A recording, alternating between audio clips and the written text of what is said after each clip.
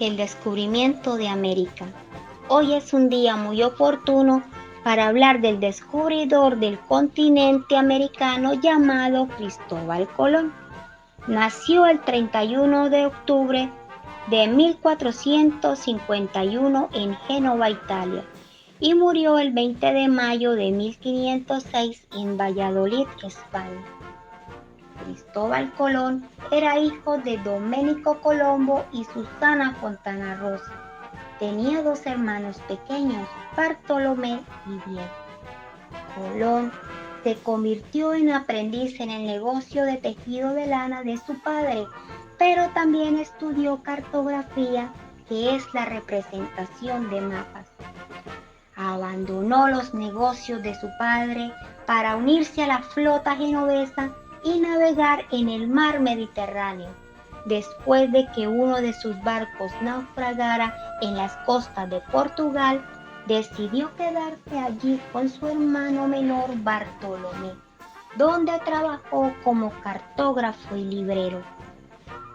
Allí se casó con doña Felipa Moniz de Perestrello y tuvo dos hijos, Diego y Hernando. Pero cuando Colón enviudó, su familia política lo expulsó de su lado y buscó mejor fortuna.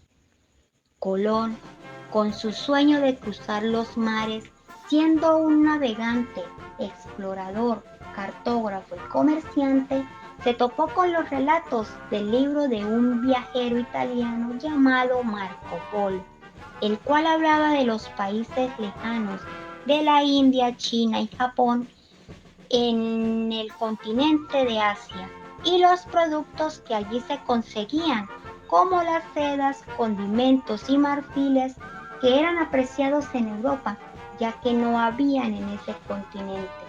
Pero Colón no sabía el lugar exacto de su localización.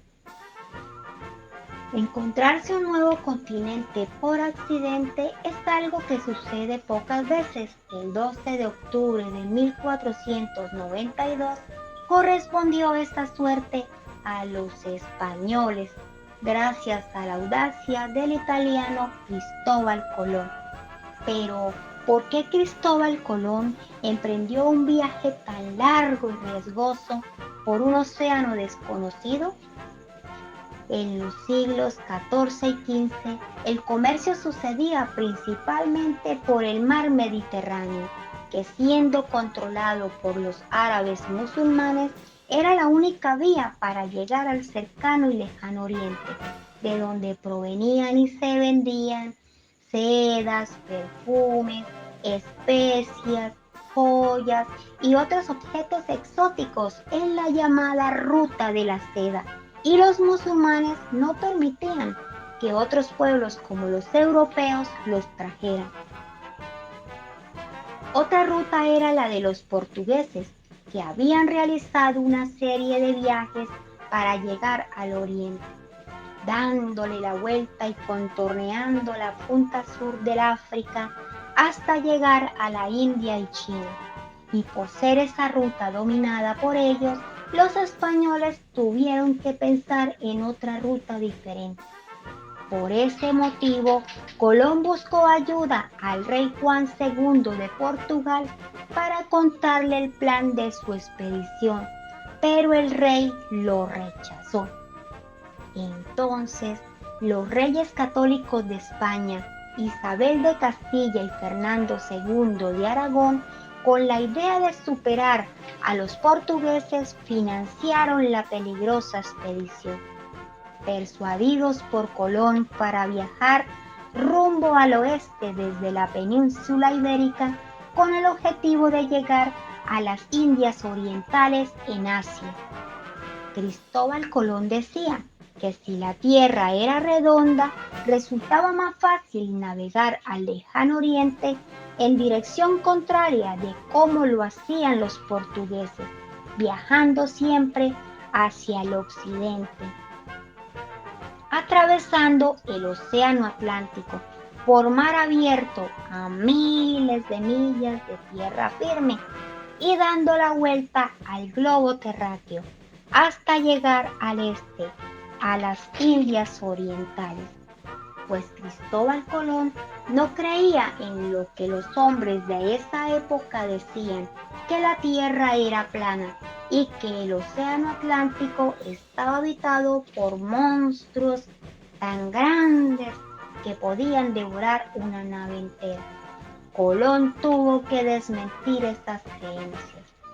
Con lo que no contaba Colón es que sus cálculos eran incorrectos, porque en esa época, en el siglo XV, solo habían tres continentes: Europa, África y Asia, y se encontró con que la Tierra era mucho más grande de lo que había previsto, y había todo un nuevo continente desconocido que se les atravesó llamado América. Colón creyó que había encontrado una nueva ruta a la India y por eso describió como indios para describir a los pueblos con que se encontró y conoció. Su descubrimiento dio comienzo a la exploración y colonización del continente americano. Inicia la gran aventura en búsqueda de las Indias Orientales y sin saberlo, Colón encontró un nuevo mundo al mando de las tres carabelas que fueron la Santa María, la cual abordó él mismo, la Pinta y la Niña, acompañado en la travesía por los hermanos Pinzón y otros navegantes, quienes zarparon del puerto de Palos de Monguer, Huelva, España, el 3 de agosto de 1492. Tras muchos días de navegación, una larga travesía, sin comer y desesperados porque no veían más que agua, incluso los marineros amenazaron con que si en 3 días no llegaban a su destino, se obligarían a regresar. Así fue como en la madrugada del 12 de octubre de 1492, el marinero Rodrigo de Triana, a bordo de la Pinta, gritó: ¡Tierra! ¡Tierra a la vista!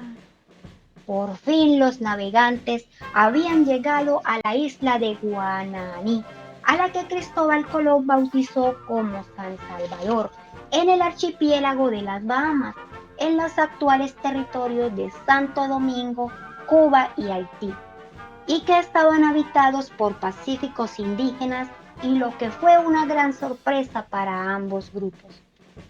Los inventos y adelantos científicos como la brújula, la pólvora, la imprenta, el papel, la navegación y el nuevo espíritu del hombre del Renacimiento, nombre con que se conoce esa época, impulsaron a Colón a lanzarse a ese viaje incierto. Colón recibió muchos beneficios con las capitulaciones que la reina Isabel le otorgó, como el de ser almirante, virrey y gobernador de los territorios que descubriera. Colón haría 3 viajes más posteriormente y moriría convencido de que había descubierto una nueva ruta a la India y Asia, y murió sin saber que había descubierto la entrada de América del Norte y del Sur. Hasta aquí termina esta gran aventura. Fin.